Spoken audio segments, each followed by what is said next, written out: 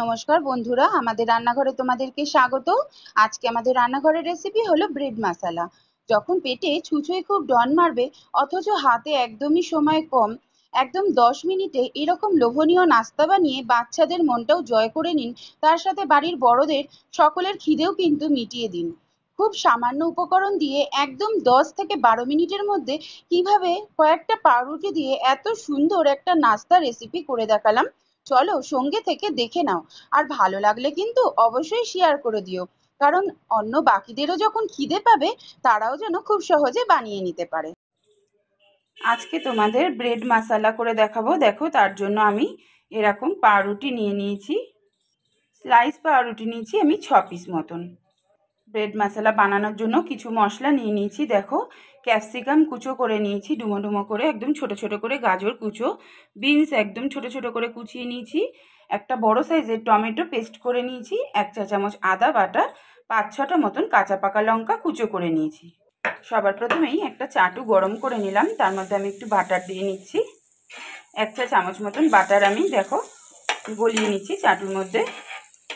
বাটারটা মেল্ট হয়ে গেছে, এক এক করে পাউরুটিগুলো দিয়ে দিচ্ছি। পাউরুটিগুলো বাটার দিয়ে এপিট ওপিট করে ভালো করে ভেজে নিতে হবে সবার প্রথমে। এই নাস্তাটা কিন্তু খুবই টেস্টি, পেট ভরা। অবশ্যই বাড়িতে একদিন ট্রাই করবে, বাচ্চা থেকে বড় সকলেরই কিন্তু খুব ভালো লাগবে। একঘেয়ে নাস্তা টিফিন খেতে খেতে কিন্তু আমরা যখন বোর হয়ে যাই মাঝে মাঝে, তখন এরকম নানান ধরনের খাবার ঘুরিয়ে ফিরিয়ে খেতে কিন্তু ভালোই লাগে আমাদের। এইভাবে দেখো এপিট ওপিট করে এরকম ব্রাউন করে করে ভেজে নিতে হবে। দেখো পাউরুটি দুটো কিন্তু আমার ভাজা হয়ে গেছে, একটু কড়া কড়া করে ভেজে নিতে হবে। এইভাবে আমি সবকটা পাউরুটি ভেজে নিয়ে ফিরে আসছি। প্রত্যেকটা ব্রেডই কিন্তু দেখো আমি একই রকমভাবে ভেজে নিয়েছি, নিয়ে একটা পাত্রে তুলে রেখেছি। একটা কড়াই আমি গরম করে নিয়েছি, আবার 1 চা চামচ বাটার দিয়ে দিচ্ছি কড়াইতে। আমি দেখো বাটারটা আস্তে আস্তে মেল্ট হয়ে যাচ্ছে। বাটারের সাথে 2 টেবিল চামচ সাদা তেল মিশিয়ে নিলাম। সাদা তেল আর বাটার দুটো মিশিয়ে কিন্তু রান্নাটা আমি করব। সবার প্রথমেই যে গাজরগুলো কুচো করে রেখেছিলাম গাজরটা আমি দিয়ে দিলাম। গাজরটা নেড়ে ছেড়ে ভেজে নিতে হবে। গাজরটা 2 মিনিট ভেজে নিলাম। এবার বিনস কুচোটা দিয়ে দিচ্ছি। ভাজা পাউরুটিগুলো এবার এক এক করে কেটে নিচ্ছি। দেখো আমি সরু সরু করে টুকরো করে একটা ছুরির সাহায্যে একটু ধরে ধরে কেটে নিতে হবে। এবার এই লম্বা ফালিগুলোকে এরকম ছোট ছোট করে টুকরো করে নিচ্ছি। সবকটা পাউরুটি কিন্তু এইভাবে আমি কেটে নেব, নিয়ে তোমাদের ফিরে এসে দেখাচ্ছি। তোমরা চাইলে যদি ছুরি দিয়ে কাটতে অসুবিধা হয় হাত দিয়েও ছোট ছোট টুকরো করে কেটে নিতে পারো। গাজর বিনসটা আমার ভাজা হয়ে গেছে ভালোভাবে। এবার আমি ক্যাপসিকাম কুচো আর কাঁচা পাকা যে লঙ্কাগুলো কুচিয়ে রেখেছিলাম সেটা দিয়ে দিলাম। সব উপকরণগুলো একসাথে ভালো করে একটু নেড়ে ছেড়ে ভেজে নিতে হবে। পরিমাণ মতন লবণটা দিয়ে দিচ্ছি। সবজিগুলো আমার ভাজা হয়ে গেছে, সুন্দরভাবে সেদ্ধ হয়ে গেছে। এই সময় আমি তুলে নিচ্ছি সমস্ত সবজিটা। আরও 1 চা চামচ বাটার দিয়ে দিলাম। বাটারের মধ্যে 1 চা চামচ আদা বাটা দিয়ে দিলাম। আদা বাটাটা একটু ভালো করে ভেজে নিতে হবে কাঁচা গন্ধ থাকা পর্যন্ত। আদা বাটাটা আমার নাড়া হয়ে গেছে। এই সময় টমেটো পেস্টটা দিয়ে দিলাম। আদা আর টমেটো পেস্ট দুটো একসাথে খুব ভালোভাবে কষিয়ে নিচ্ছি।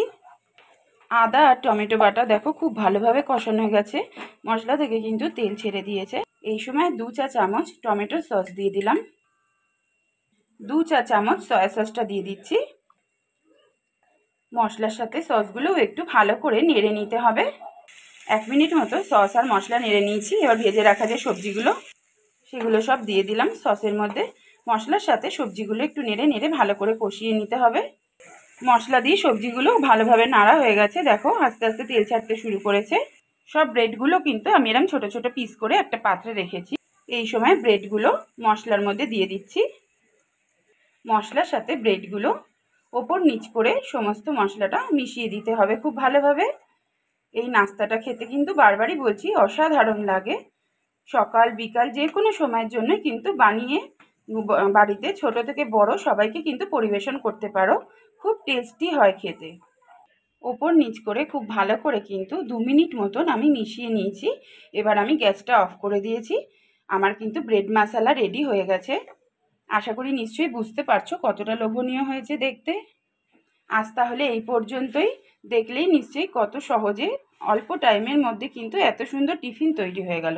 খুব শিগগিরই আবার অন্য একটা ভিডিও নিয়ে দেখা হচ্ছে। আজকের রেসিপি যদি ভালো লেগে থাকে অবশ্যই লাইক কমেন্ট শেয়ার করে দিও।